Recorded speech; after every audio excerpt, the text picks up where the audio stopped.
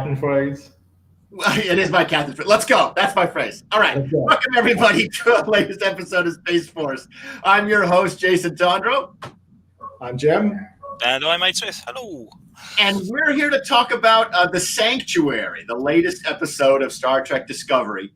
But first, before we even talk about the show, the biggest news in Star Trek this week is clearly the fact that the Disco Cast plays D&D together. If you have not seen this, this has been going around Twitter. It was apparently Blue's idea. Blue Del Barrio, who plays Adira, and they were like, "Well, we're all like touching base with each other in between seasons 3 and 4. How can we like socialize and keep in contact?" And Adira was like, "Well, we can always play D&D, total D&D nerd." As a joke, yeah. Yeah, as a joke. And then, but Mary Wiseman, who plays Tilly, of course, well, her husband, she immediately volunteered her husband to be DM. And that's no. I hate that. As a DM, like, you just want to play, and then someone else in the group is like, "Hey, you're going to do this job," and you're like, "Okay." Well, he was totally in for it. No, her husband Noah plays Rin, the Andorian, who we'll talk about a lot today. So now they had 3 people, but they couldn't get the first meeting together. And so then that's when Anthony Rapp comes in, Stamets. And Stamets is like, Rapp says, "Look, if I have one talent in the universe, it's getting things to actually happen instead of just talk about them." So he, like, at the end of every weekly chat session, when all the actors get together on Zoom and chat, at the end of every session for 5 weeks in a row, Anthony Rapp is saying, "And we're going to run a D&D game if anybody's interested." Right? And finally, they got some volunteers. So Ian Alexander, who plays Gray Tall, is in the group. Emily Coots, who plays Detmer. And they all join, and they join up with Mary Wiseman and Noah and Blue and Rapp, and they have a whole gang. And Noah, the DM, is his first time DMing, and he is he's running Dragon of Ice Spire Peak, which is the adventure in the Essentials kit. And I just want to say, smart move, Noah, because that's a great adventure. It's perfect for new players. It's got a bunch of little side quests with a big adventure at the end. It's perfect, like for a new DM and a bunch of new players who haven't played before, or people who haven't played in 20 years, like Rapp. And everyone's got characters. Like let's see. Blue is playing Bink Oathbound, a teenage hat tiefling wizard. Mary Wiseman has got Misha, the Goliath Ranger. Anthony Rapp is playing Graphinus, a half-elf druid. Ian Alexander is playing a wood elf bard, Vivi. And Detmer, Emily Coots, is playing a half-elf cleric, Earlia. And I just think this is awesome. Like, it's vindication for me, because I'm constantly gamifying the show. So that's why the show is now gamifying itself. That is cool. When I saw you post it, I'm like, okay, this is going to be the full 3 minutes of the podcast. It is more than only the full 3 minutes of the podcast. The vindication of the righteous, people. All right. But let's get to the episode itself. So lots of subplots going on in this episode. The main plot is that Book's planet is being held hostage by the Emerald Chain, the Orion crime syndicate that seems to run things for lack of a federation. And we go off to his home planet, and there's a subplot where he meets his brother, who's now apparently running things and holding things together, and they get in a lot of fights, and there's a lot of angst over what are we going to do, and the sword of Damocles that the Orions are holding over this planet is an invasion of these sort of floating parasite creatures that normally live out at the sea, but there's so many of them that they've come on land, and the Orions provide them with some kind of insect repellent. that allows the people of the planet to do their harvest. But the Orions just don't provide that, and so now the locals have to do whatever the Emerald Chain tells them to do, or else they starve. But in classic Star Trek fashion, the two estranged brothers get back together again after some fist punching, and with the help of the Enterprise, they solve this problem. The Discovery. Not the with the help of the Discovery, excuse me, thank you. Yes, with the help of Discovery, they solve this problem, and there's some Starship shoot 'em up action as the Orion leader arrives, and we get some, and we have to drive them off. Meanwhile, lots of other shit happened. The Giorgio plotline, the Byrne mystery origin plotline, the Detmer plotline. Did I say the Giorgio plotline already? Because that was okay, the Giorgio plotline. Like everything kind of moved forward. So, Abe, what did you think? I thought the plotline stuff, the subplot stuff, was a hell of a lot more interesting than the actual core stuff. I totally agree. As soon as I opened with Giorgio, I thought, "Oh, hello, this is going to be good." And then she's like there for 2 minutes, and she's brushed off to the side, and you go, "Oh, crap!" And she comes back a couple of times in the episode itself. It's like, "Oh, this is the episode we're going to dig deep there, and we're going to find out what happened to her." No, we don't. It's like, "Oh, you're dying now," and you go, Yeah. What? Why now? After meeting with the mysterious man, all of a sudden you're dying. We were expecting some Section 31 brainwashing. We weren't expecting you to be dying. So I don't know what's going on. Now, Abe does not get to see the teasers for next week's episode, nor do you get to see the excerpted scenes that play after the episode is over. So this is where I have to tell you that we actually learned quite a bit about all this in next episode. Apparently, Giorgio's body, because she is both from another time and from another dimension, another universe, her body is trying to go back. Her cells are trying to go back to the dimension, to the universe and time that they're from. But because the mirror universe is now so far apart from our universe, that isn't working, and so she's dying instead. Okay. Now, again, yeah. If this was a Next Generation episode, that would mean the next episode would be a Giorgio episode.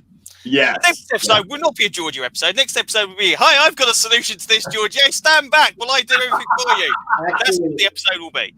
Actually, the next 2 episodes, I believe, are 2-panel, and they're written by the showrunners of the Giorgio Section 31 spin-off show. Oh, really? So I imagine that you're going to actually get your wish. I hope so. That it'll be the main focus of those next 2 episodes. I'd be really disappointed if it wasn't. Yeah, exactly. This episode was actually a book episode.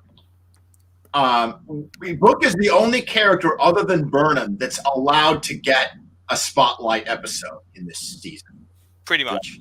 Yeah. I mean, he had a lot of sharing the screen time with a lot of subplots, but it was really a book episode. I mean, Burnham didn't do anything on in the main plot. She basically just hung out with Book as he negotiated everything, right? Yes. Yeah, she didn't want to touch the dice this episode. No. Having made that vow, I get it. I get it. Jim, what'd you think?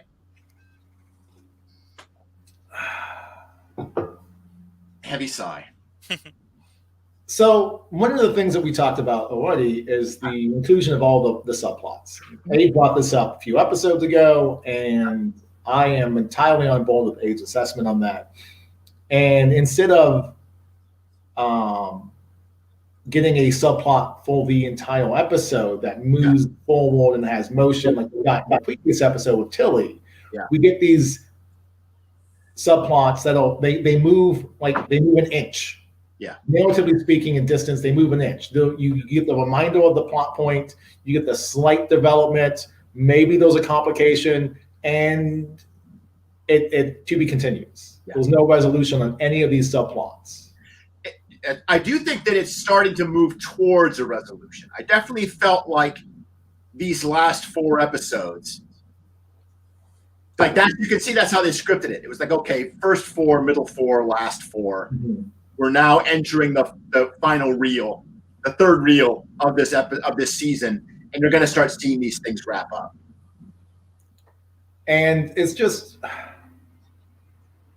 again, my go-to refrain when it's about character, I'm invested. Yeah. I want to know why Gray is being quiet.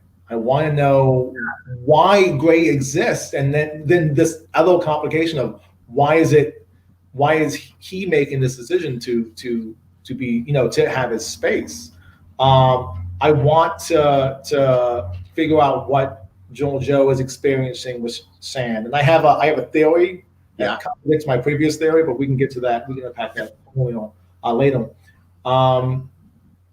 But when it came to the main plot, Discovery is allergic to exposition. That's a good way to put it. Yes. Yeah. And we get enough exposition to set up whatever the main conflict is of the plot, but I don't know any of the details to become invested in the plot. Yeah. So we go through this whole episode and we meet these two brothers played by racially different actors, both of whom have drastically different patterns of speech. They're not written to sound like they're the same person. Sure. And we're told that they're brothers and they act like brothers, and I'm totally on board for that. But we don't get enough exposition. Are they the only two empaths on the planet? Are all the people empaths and they were the only two in the area that wasn't unconscious? Like, I don't know what the ramifications of the setup is in terms of how these people stack in their society. Like, do they discover an empath and that gets related to the royal family? Like, I want to know these things, and I'm not being given opportunities to learn or discover anything new. We're just told enough to get the plot moving. Yeah, the world builders in all of us want to see, like, I totally get that. And I'm like, if I'm thinking of, like, if I'm running a Star Trek Adventures game and somebody says, I want to play an empath like Book, that's an obvious character. Like, let's do that. Now compare this to the monks, the Romulan monks, the Absolute Candor gang, right? Like, in that episode, we got enough about those monks that if somebody wanted to play one, they had enough, right? Like, they had enough to fight into, and we knew enough about their background. And that show, Picard, wasn't afraid to give us a little bit of exposition. But yeah, in this show, it's like, okay, we're going to show you this empath, and he's going to get to use his powers, but we're not going to tell you anything about how he gets them or what his role is in society or anything like that. Exactly. Yeah, we got no. Theoretically, he's not. It's not a racial trait. It's a uniqueness, at least to a certain number. But then his brother's got it, because otherwise, if everyone had it, it's like, just get Bob to do the thing. Then we don't need Book. Why is he here for? So it's just like, but then again, there's nothing. Oh my God! Thank God, Book. You're the only one that can talk to the animals. Nothing like that at all. Yeah, very weird. Yeah. And then his brother can do it anyway. So the most interesting thing that Burnham has to offer in the episode is, as her role of observer, is she comments, you guys are empathic and you have no empathy for each other, and you're supposed to be. That's a good whole episode. Yeah. And if it was really, like you say, it's a Book episode, Book gets the lion's share of attention because he's most instrumental to the plot. Yeah. But it's not an exploration of Book or why he that's true. None of those issues all brought up. Yeah, he just gets to do the most stuff. Is all that I did. Yeah. Well, even it's kind of like, I left because I needed to work as a courier. It's like, right, okay, and then what? And it's like, well, nothing. I just went, and that was it. It's like, okay, right. There's no filling. Yeah. We don't think about Picard, where, like, when we went to the android planet, for example, like, we learned kind of how these people lived. In 10 minutes, we saw them walking around their little town or whatever, and we understood kind of what their life was like. We have no idea what life is like on this planet. We know they must farm because he talks about how we can't bring in a harvest. But as Aid frequently comments, we never see anybody doing that. Like, it's a planet with this huge civilization on it that we see. Don't get me started on that part of it. I mean, geez. Again, minimal amount of people in the background. No overhead shots of any settlements or anything like that. We see inside a couple of buildings. That's it. The idea that this threat is global enough that they're gonna eat every single thing on the planet, and you go, what? Why is that? And but Book and his brother can psychically send them all back in the sea across the entire planet. It's come on, it's just getting silly. I don't think they understand the scope of kind of like planetary stuff. The idea if it was like a small colony on a planet, okay, fine. On an entire planet, and you're telling me that someone else on the other side of the world is not working on exactly the same problem with no communication, going, well, I solved it 2 weeks ago. What are you doing this for? It's just like it's such a weird. There's no, and she turns up at the spaceship and it's hovering over exactly the right space to shoot down.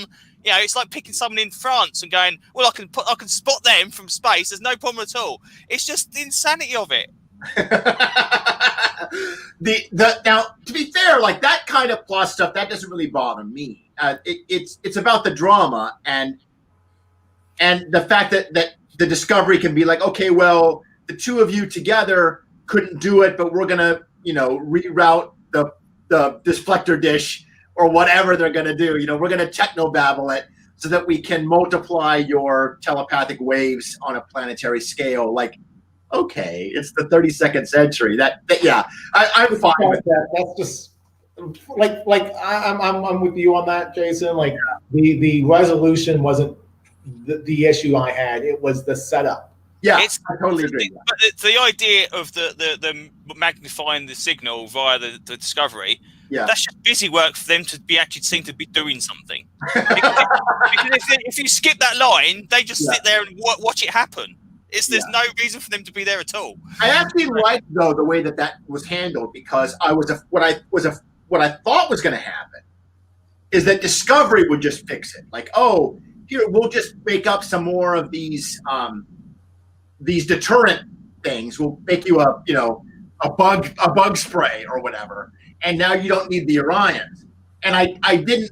But when they had the solution actually be the brothers solving the problem with Discovery just kind of helping on the assist, I like that better. And I thought that was a better plot resolution. So the thing that we know about Book is when it comes to animals, it's some sort of empathy, and he's not directing them. He's not Aquaman. He's not telling the whale to smash the submarine. He's asking them to do it. Right? He is Aquaman because that's exactly how Aquaman works. He does ask. He doesn't tell. Like, this is a big deal in Peter David's Aquaman run, right? It is. Normally, yes. But the way it's portrayed in most comics, he is the king of Atlantis directing a subject to do something. It's a top-down thing. Okay, all right. It's authority. Remember, he lost his kingship in that run, and he had lost his hand, and he had to build himself up. Okay. So all right, we've down the rabbit hole for all the audience. I had to come to my man Aquaman's defense, but go on about your point. So he asks, he makes a point in this episode. I can only ask to move away. I can't direct them. That's not the way this works. Even when the transform swallowed Bonham whole, he asked her, no, don't. I think Molly was her name. Yeah. Don't eat her. She's good. She's friend. And then Molly spat her up.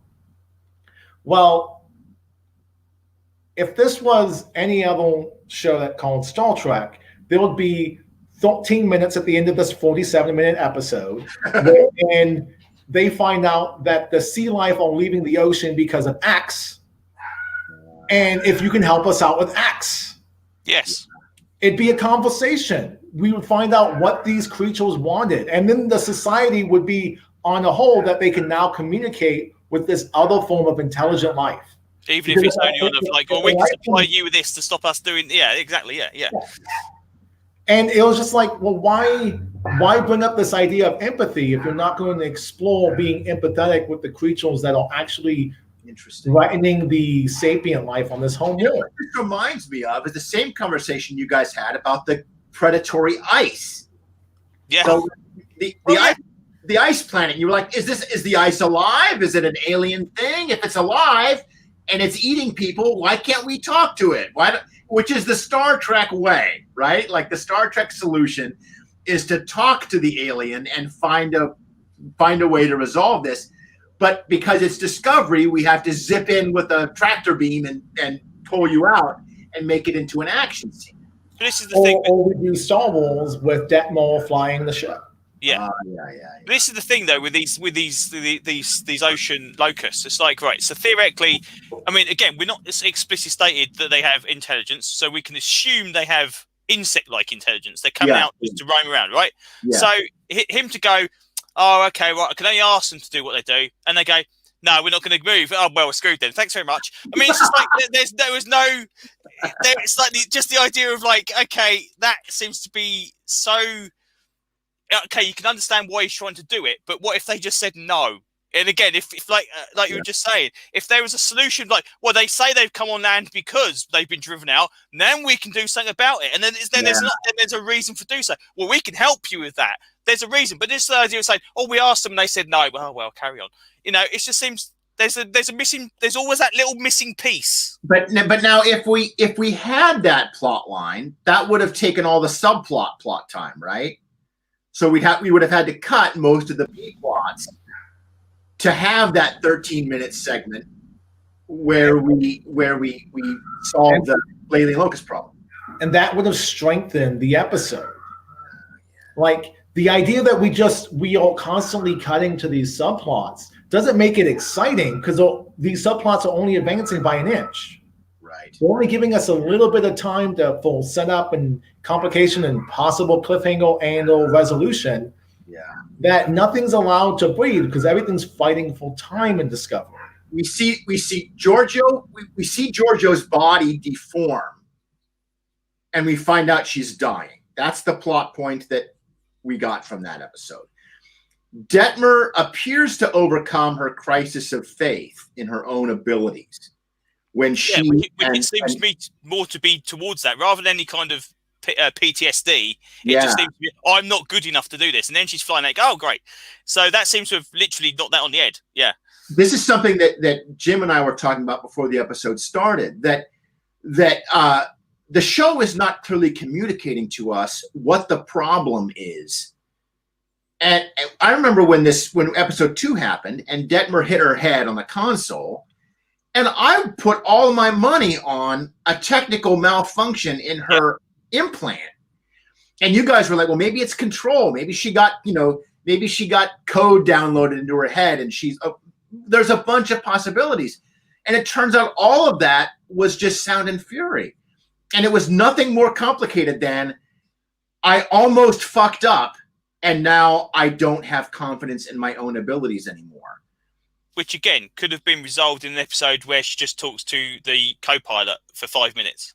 And it's a great plot. Like, I would have loved that plot, but I didn't realize that was the plot that we had.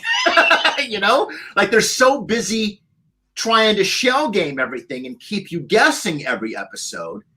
I think they're doing it a little bit too much because I don't know. So Discovery is a giant blender. Yeah. And it's got this thing called Star Trek. And Star Trek is thrown into the blender. That's the main ingredient. Like, that's most of what it is, right? Yeah. 75% of it's Star Trek. Yeah. They're like, well, we can't just have a 75% show. We have to be how is this show different from the other Star Treks? Yeah. Well, we're going to throw in 15% Bonham. So we got 15%, not captain, lead character. Right. Now we restructure the whole show around not captain, lead character. Yeah. Which is ambitious. Yeah. And then we're like, well, that gets us, we got 10% left. What are we going to throw in there? Well, we're going to make it an action show so that we can get the Star Wars, kind of crowd, the people who like the explosions, and we'll make it a mystery show, and that'll satisfy the Trekkies. Yeah. And so all the time we're watching the show, I'm not so much consuming the episode as it is I'm trying to figure out the mystery plot. Yeah. What clues are you going to give me to move the mystery plot, whatever the mystery plot is? And this season we have like 3 or 4 different mystery plots all happening simultaneously. I totally agree that of all the different Star Trek shows that there now are, and they're each appealing to different audiences, this is the show that's aimed at the cinematic Star Trek fan, at the I can't believe I've forgotten the name of the alternate universe. What are we calling it? Yeah. Yeah, the Kelvin universe. Like this is the J.J. Abrams Kelvin universe Star Trek show. Now they're trying to fix a lot of the things that I think they felt justifiably were bad about those films. So there's still 75% Star Trek, like you say, Jim. But there is a lot of cinematic kind of special effects, starship action, going on here. We touched on a couple of subplots already. Adira and Stamets have a couple of scenes in this episode. The first of which is notable because we finally clear up Adira's pronouns. Which this is what's pissed me off about this. Go ahead, Ed. Yeah, I know this has annoyed me, right? Why are we doing this 5 episodes into her introduction or their introduction? Sorry. See, there you go. I could call that straight away. There you go. Right. So because we've had Stamets calling her the entire time, never been corrected. Yep. And then they say, okay, well, I prefer it this way. Now, theoretically, the way they say it is because about only Gray knew about it.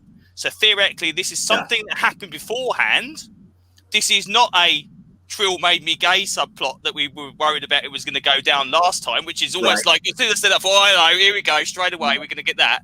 Yep. But why when they stepped on board, did they just not correct when they got introduced on the Earth Force episode? Yeah.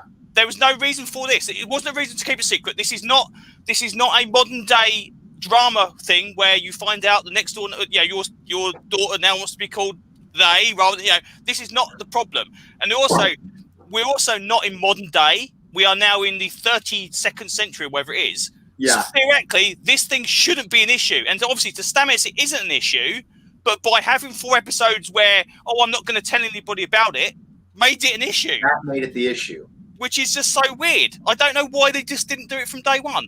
Well, and you had an observation in the outline that you felt now it makes the audience into the bad guy because we've been misnaming Adira all this time, and now we feel bad about it. But following mostly Stamets' following his lead, because that's what they said. And like I said, the idea that they couldn't play a female character because acting, yes, you're allowed to play somebody different than yourself. Then we kind of accepted that as the thing that was happening. But this was then introduced, and you go, oh, well, why did that not happen from day one then? That makes no sense. Jim? I have a different read on this situation. Okay. I don't mind that it took us a few episodes to get to this moment. Yeah. I don't mind that this 16-year-old girl, the 16-year-old Paulson. See, it's so easy to slip up. Well, that's fine because there's no malice attached to it. Oh no, there isn't, and there's no malice in mind. Yeah, exactly. Yeah, I know, but it just makes it so infuriating. The fact that there was this 16-year-old Paulson who was coming into their own, and just told their superior essentially, "Hey, this is how I want to be called. These are the pronouns I want to use." Yeah. I don't mind that as part of the continuity because that is something that every people in the modern day world are struggling with. So to see it actually happen and to actually be an example of they are not attacking Stamets. Yeah. Yes. No, they're not. Adversarial conversation. Right. It is hey, this is my preference. And what is Stamets' reaction to it? He just nods. Acceptance. Yeah, exactly. Yeah. Complete acceptance. Yeah. It shows people how it's quote unquote supposed to work. Yeah. And people can take that as example. My problem with it is I still don't think we've gotten. All right, let me backtrack a little. I'm going to invoke the name of the devil, and I'm sorry. Stephen Moffat. He was the showrunner of Doctor Who. Okay. The showrunner of Doctor Who during Brexit time. And there was a lot of conversation about whether or not the Doctor should be female or black. And he made a comment where he said, Doctor Who is for the people, is for everyone. It's for the people who voted for Brexit. Just the same as the people who voted against Brexit. Okay. And his thought was, I'm not defending Stephen Moffat because I think he has other problems. But his thought was these global properties have to talk to everyone at every sort of level of development. And I think when it comes to this plot point, they're a little too subtle. I think it needed another line to verify that, hey, I told Gray this when Gray was alive. And I didn't have the symbiote in me, because now we're still dealing, like, if I am a conservative watching Star Trek, I'd be like, oh, okay, they, because they have multiple lives inside them. Yeah. And that's what's moving the plot point along, because I've seen her talk to Gray post Gray's death. Right. So the reason why the silly aliens, Loki and Bela, from the original series are white on one side and black on the other side is because they're playing to the most conservative pieces of the party and being like, okay, we're going to have a conversation about race, and we're going to be really blatantly obvious about it, because this is a conversation about race. Yeah. I think Discovery needs to be blatantly honest with it, because it's not just talking to people who are sympathetic and who are allies, but the people who are watching Star Trek because they want to see explosions, or because they've always watched Star Trek and they're not, they're like my parents. They're Republican. Like, the more obvious you can make a metaphor for the, you're because you're talking to everyone. So the more obvious you make it, I think it's stronger for the society to get to the point where we don't have to make this an issue 30, 40, 50 years from now. Yeah. But right now, we might have to, because we're talking to people at different levels of education and empathy. The interesting thing about this is, as well, is you're in a situation here with this, Yeah. where you have the reality of 32nd century Earth, where theoretically this thing shouldn't be an issue, versus it being a TV show in now. Yeah. So instead of going like, oh, I want to be addressed as well, okay, that's fine, and kind of being inclusive in that way, but saying by this time it's not a problem, to going, okay, we're going to make this a thing to do as like almost like you're saying, almost like there's no big deal about it, because we're kind of doing our public service announcement part of the show. Yeah. That's kind of, so it's such a weird thing to do, because I can see why they are doing it. And again, this is kind of where you get the problem with that people don't like a lot of the stuff because they feel they're being hit over the head with it. Yeah. And this could have been an opportunity. It's like I'm in my own head. I'm trying to work it out. It's such a difficult thing to just say, okay, this is a non-binary character in 32nd century. It's not an issue because they are. You're one of the people. You identify yourself as that, job done. That's it. So but we still have to be making a TV series. So you see it. So my take on the scene was a little bit somewhat similar to the two of you, but different also. I totally agree with Jim in the sense that this is an allegory. It's a metaphor, and it's a teaching moment for the audience. And so when Adira, it's kind of a coming out moment for Adira, right? To tell somebody other than their partner that they're non-binary. Or identify as with they pronouns, and I totally believed that they were reluctant to say that, and the reason why we didn't see it in the last 4 episodes is because the character was afraid to say anything, and the fact that they are afraid to say anything tells me that it is still an issue in the 32nd century. The fact that they were afraid to say something to their boss means that the 32nd century hasn't advanced as much as we'd all like to wish that it has. That's what the universe tells me from that scene. Well, that's right, exactly. That's what the TV series lore would seem to suggest, because it's like, well, if it's an issue and you're making an issue, that's the thing. Again, I don't want to say too much about it because I know as much as I know, which is virtually nothing, but the actor is non-binary, so hopefully they have had some input to this to say, right, this is how I'd like it to be handled. Because the idea that they're standing there going, well, this is horseshit, why are they not doing it the way I said it? And it's just like, you don't want that to be, you don't want to, in 5 years time, saying, well, my character on Discovery, complete waste of time because they didn't do the way it should have been done. Compare this, for example, to the Dumbledore thing in Harry Potter, right? Where we find out that Dumbledore is gay, after the last book is over and the movies are over and there's no evidence that the character was ever gay, and it's just a complete thought experiment, right? Like, like it's a complete waste of time, as opposed to seeing it happen in the show where the character. I've got colleagues in my office who struggled with their own gender identity, and they've gone through different pronouns. It seems like, every few months they get a little bit closer to the pronoun that they're actually most comfortable with. And it's a process, and I found it very interesting. And I like this scene. I thought that it was an opportunity, like you guys both have noted, it's an opportunity to show the audience, the viewing audience, how we can relate to people in this situation. Like, let's all be like Stamets, right? Let's all smile and think and have that expression. He's so good at this, at that. Well, okay then, that's what we'll do. That kind of silent smile expression that he's got, and I thought it was very instructive.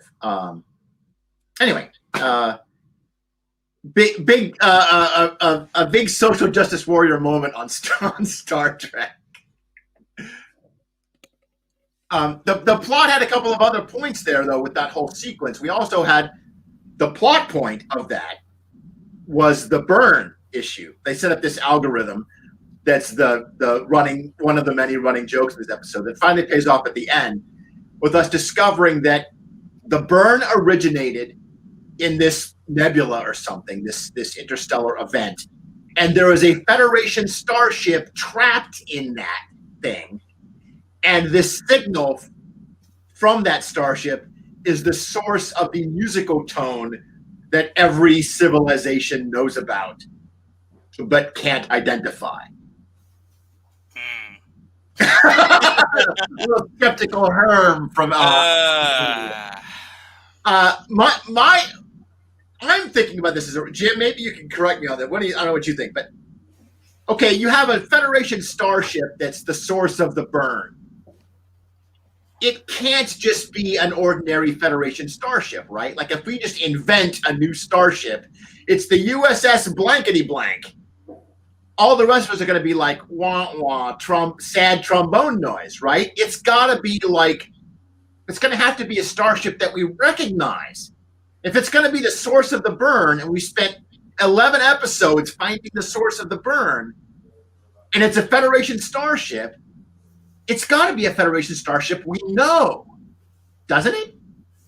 Yeah. So this is sort of the interesting thought experiment, right? Yeah. So I've got a couple ideas, because that's what I do. Yes. You can do it. It has to be a starship that the audience of Discovery care about. Yeah. Or it has to be a person the audience cares about. It could just be a cat. And it can't be the mom, because the mom's already been established. Yep. She's already can't be mom. It's not mom. It can't be mom. It could be Prime Universe Yolka.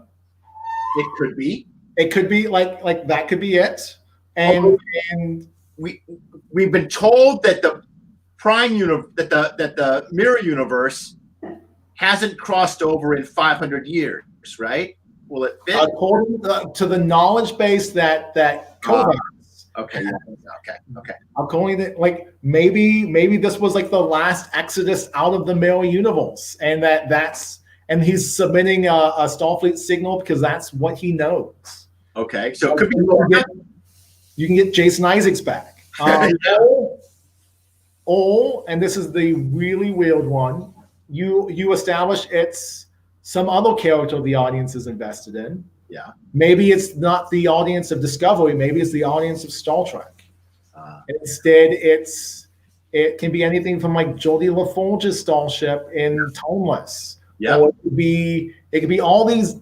It could be Will Riker, and he needs to be saved in the last episode. And we just continue this track record. The universe is not good enough to give me the Will Riker episode. So and this is my wild out of the box thinking. It's the Kelvin Enterprise. Ah. Because in that scene, they give us a line that Kovacs knows about the Kelvin timeline being an incursion from the Romulan mining ship, the Narada. The scene Jim is talking about, Aid, is from, we've seen a scene from next episode. Yes, I've seen this online. Someone mentioned this. Okay. It's like, what, did I miss that? And it's like, okay.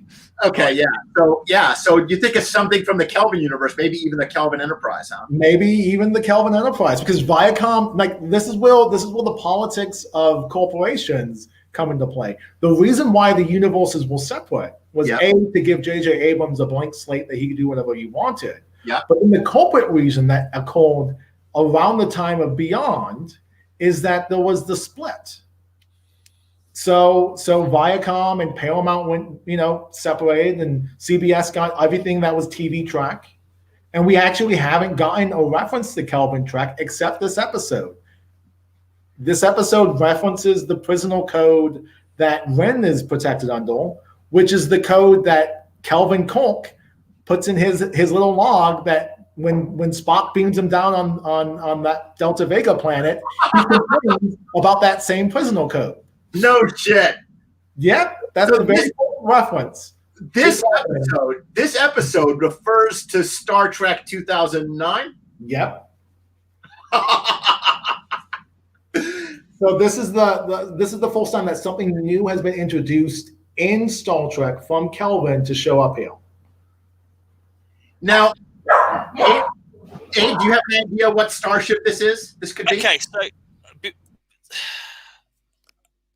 the idea that it is a starship. Okay, fine, that's okay.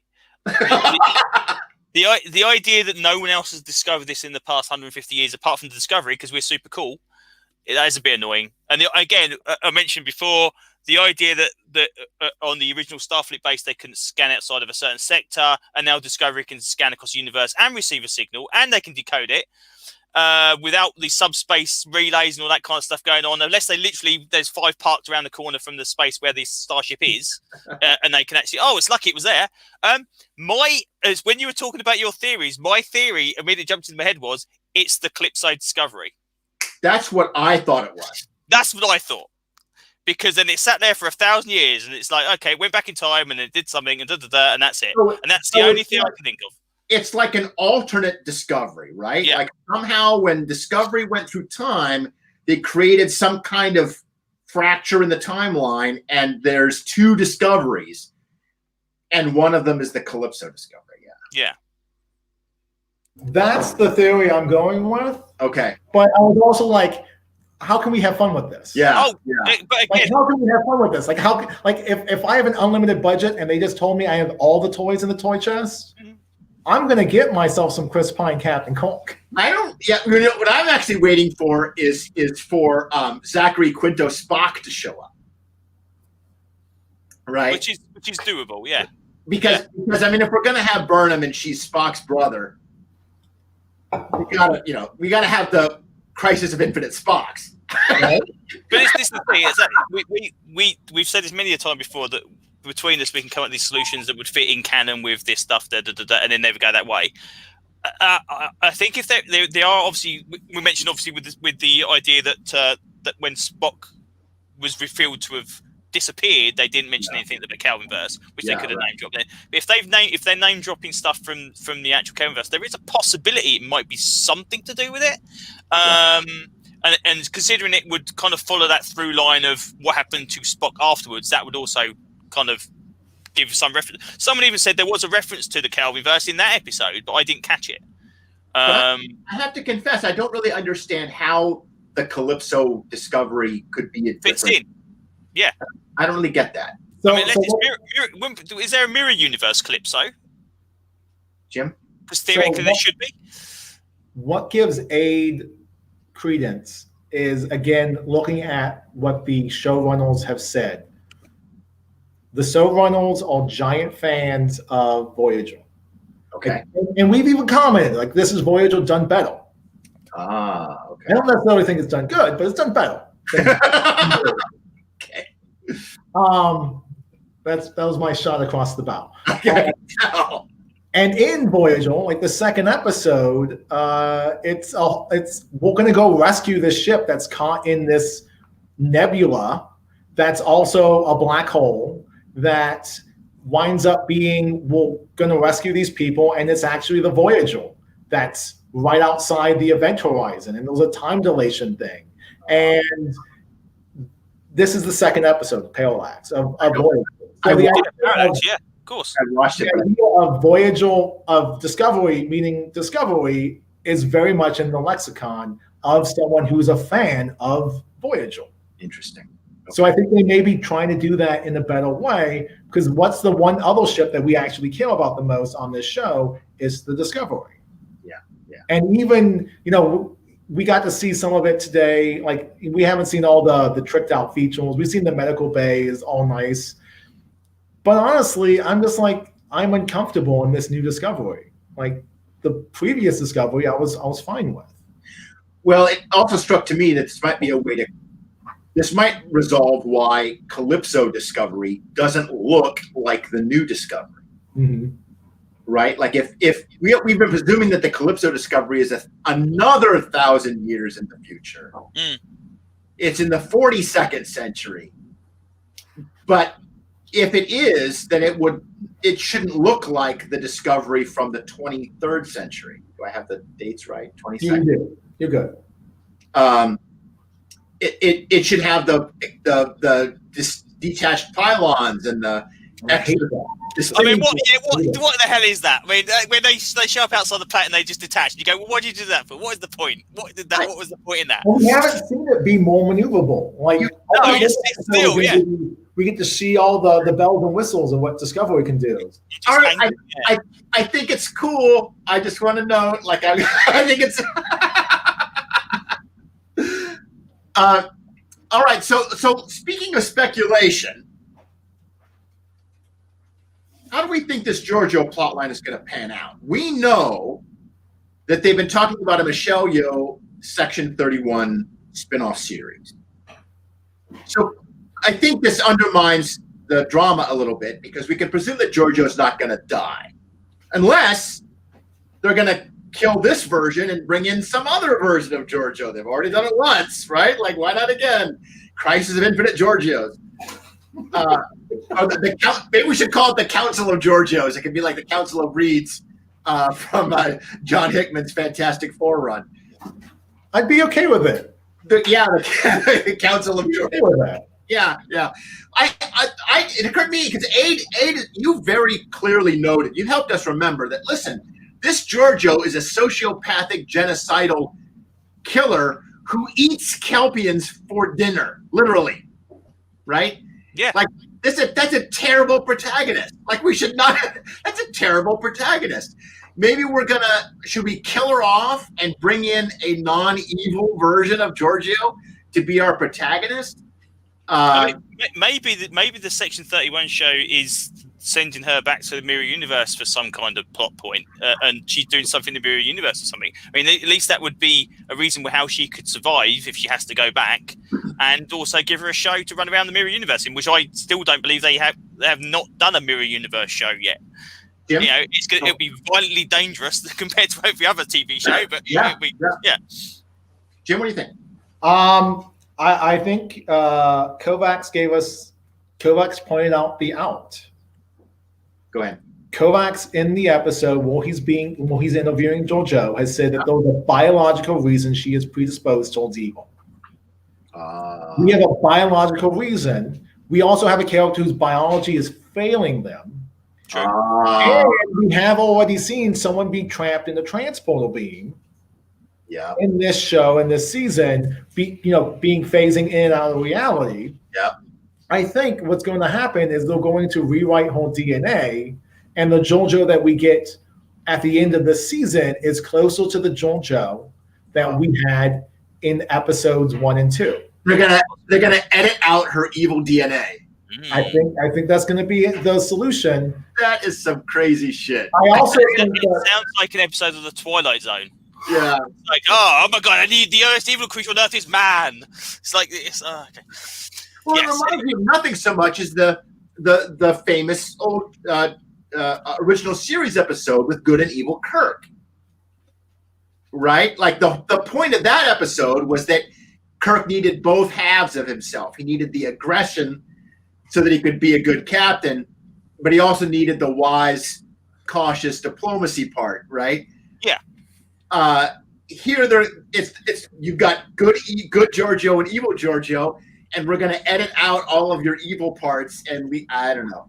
Again, if they do keep her in and she is going to be a star of the show, I really don't want her to lose her snarkiness. I mean, to be honest, that's the thing that makes Giorgio, this version of Giorgio anyway. It's her own character trait. Yeah, exactly. She doesn't have to be evil, lawful evil or whatever in alignment. But the idea is she can be, chaotic good, but still snarky. I think has to be a thing. Jim, we cut you off there. No. I also think that again, returning to the show's love of Voyager. Yeah. And we saw Voyager for 3 minutes. We had a conversation about that same Starship. Oh, true, yeah. Like I can't stress the fact that this is essentially Voyager, done better. I think what Georgiou is experiencing with the mind is there was an episode of Voyager flashback where Tuvok is suffering from a degenerative cognitive disease, and it's a virus that's forcing him to relive a fake memory. And he goes back in time in the mind space to when he was ensign on the Excelsior underneath Sulu, right? It was the 25th anniversary episode. Yes.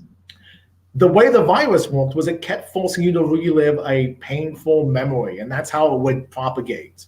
And then it would shift from host to host to host. I see.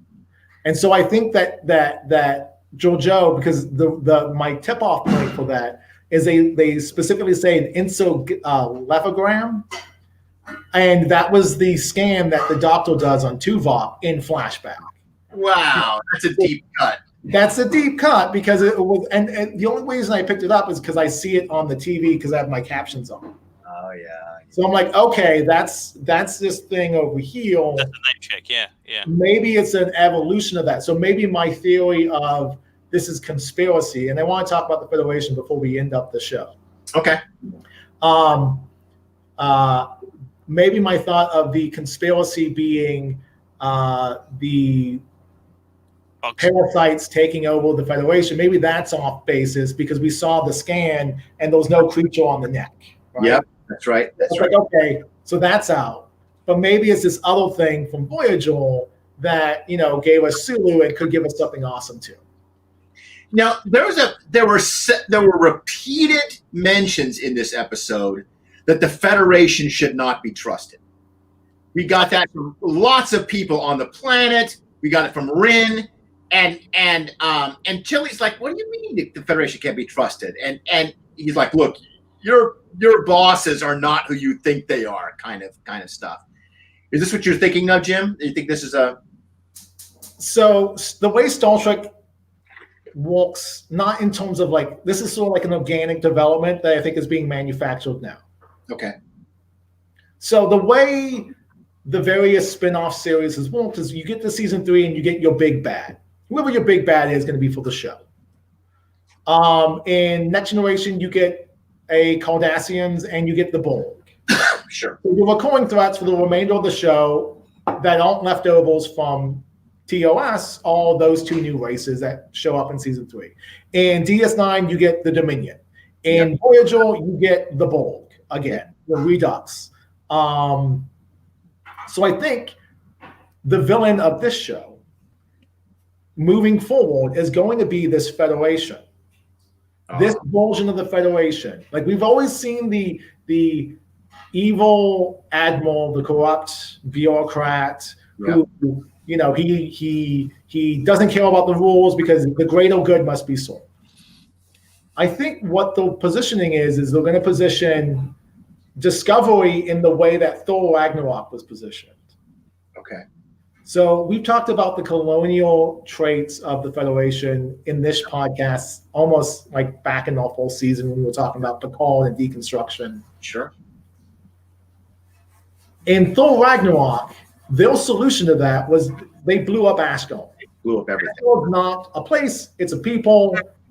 That place is corrupt. So we're going to start from scratch, and then we're gonna build a better society from what remains, right? Sure. And then they meet Thanos, and that gets fucked because it's Thanos, right? But essentially, that's the message of that movie was colonialism destroys the colonialists, their children, as well as the people being colonized. Right. And we've always constantly commented on that sort of streak of Trek being like, we'll explore, we're going out to other places to learn things and to eventually assimilate you into our society. Right. Now I think it's going to be, this federation has done that to the point where they've abused their founding members that they left. 3 of the 4 founding members have been told to us they have left the federation. Yeah. Vulcan and Doria. We haven't seen Tellarites yet, right? We haven't seen Tellarites. I kind of love the fact that Tellarites are like the holdouts. That's my headcanon. Like, Tellarites are so obstinate, they're like, we're not going to give this up. Oh, yeah, that's true. They are famously stubborn. Yeah. And the Vulcan president told us in the last episode that the incident with the Born was the last line in a long string of abuses. That's right. And I'm inclined, because I'm a Star Trek fan, I'm inclined to believe whatever a Vulcan tells me. Right? Especially when they're presented as a good Vulcan, as opposed to being the Enterprise, we're going to try to manipulate you and control you Vulcans. Yeah. So I'm sort of like, I will listen to Hull. I think what we're going to have is by the end of this season, our big bad is not going to be this Orion chain, Emerald Chain Syndicate. Like, she looks like a reject from Wizard of Oz. She's going to get my spore drive. Okay, yeah, the Emerald Chain bad guy in this one. I mean, the idea that they can say, "Oh, we'll say a rogue pilot took the ship and shot people," and you go, "What, they're going to believe?" Because don't worry about that, that's fine. But the idea she effectively does like the old kind of cartoon style, where she kind of shakes her fist at the camera and go, "I'll get you next time, you." And it's like, oh my god, yeah. And I'm sorry, the way the episode's written is we're opened. We are introduced to this new character. She's been name dropped. She's supposed to be threatening. And she has one scene to prove that she's evil. Yeah. And she tries to out Joel Joe. Right. Like, you should have made her evil in a different way than Joel Joe is, because you have Joel Joe there being snarky, and you can't top that. You can't top the Empress of the Mirror Universe. Like, that's just not, there's no ceiling to that. That is the ceiling. Her scene to show that she's evil is when she browbeats the brother. Mm-hmm. Right, and Giorgio's not there for that. So that's her kick the dog scene. It's a nephew, isn't it? Is it a nephew? No, I'm talking about Book's brother. Oh, Book's brother. Oh, sorry. I thought you meant the Orion lady's evilness, where she feeds the person to the slime. Yeah, the Orion lady, when she threatens Book's brother, and they have that long conversation where she's like, "Look, we can do this the nice way, or we can do this the hard way." Yes. And she does murder her own nephew, but that's just like a throwaway, like funky. But that throwaway that's her one character moment that she can have to tell the audience, I need to be taken seriously. Right. She gets that moment, and Cole gets that moment in Star Trek 3. And what does he do? He kills the woman he loves. Because he dares to look at the file. Yeah. Like, that's some fucked up shit. Like, you saw him packing that, and you're like, Cole's a bastard, and he's gonna ultimately kill Cole's son. Like, Cole establishes himself as a threat in that movie early on. This is her moment to do that, and she talks to her nephew. Her nephew is kind of dumb. Yeah. Like, we went through a whole episode where JoJo kept telling us how dumb the nephew was. Right. And then the solution is, I'm going to feed you to the transform. Like, I'm not scaled by that. Like, at no point did I feel threatened, and I don't think Discovery felt threatened. Right.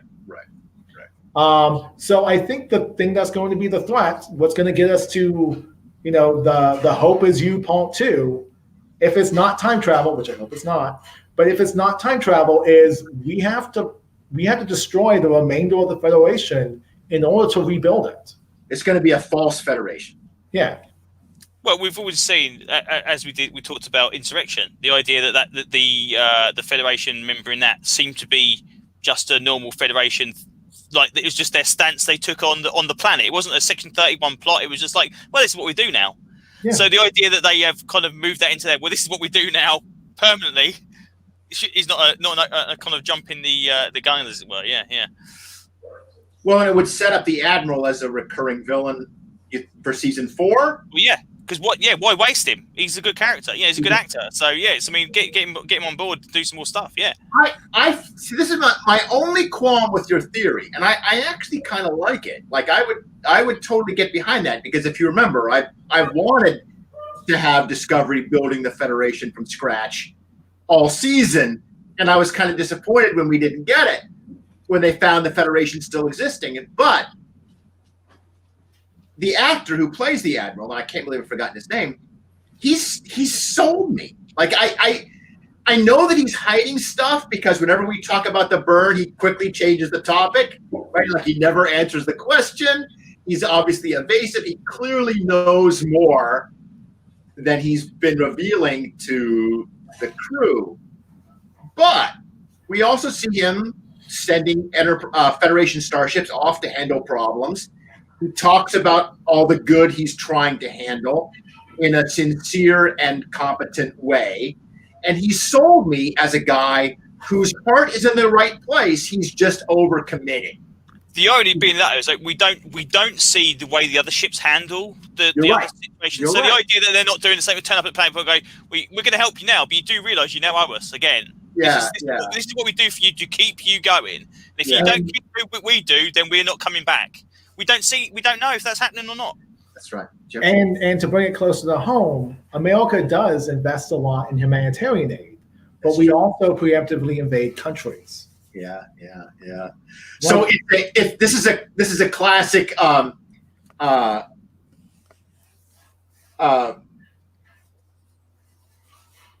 we're gonna teach you through the model of our power, or through the example of our power, or the power of our example, right? And also the idea as well is if there is some kind of truth to the idea that the burn is caused by a time traveling Discovery, that would also give a good reason why that they've got the Temple Accords, because we're not having that happen again. That would give another good reason. Maybe they knew it was an incursion from another timeline and said, okay, we're not going to have that happen again because we don't want to lose the rest of the dilithium. I kind of see the Admiral saying, wait a minute, the burn was caused by Discovery. Okay, you guys are toast. And Discovery's like, whoa, we're gone. we gotta zip out of here, because now the entire Federation is after us. And I'm not convinced that the temporal the temporal walls are oval. No. I think there's still some shenanigans, because again, we commented that know nothing pirate guy, cowboy guy, knew exactly what time travel was. Yeah. Like, why would you know that if for 150 years time travel has been banned? Well, now that we have speculated all day long on this, we will be back next week as we zero in on the end of this season. We have a 2-part Georgiou focused episode, probably going to set up her ongoing series. And she's either going to die or be replaced. We don't know. But it looks like a pretty interesting plot line. I'm eager to see them tie into the Kelvin universe. Thanks to Jim for noting they actually already have, in this casual one-off reference to a prison code number. Can't believe you recognize that, man. And we'll be back. You know what? Despite its flaws, I've seen 2009 Star Trek a lot, because it is fun. Yeah. We'll be back next week. Thanks, everybody.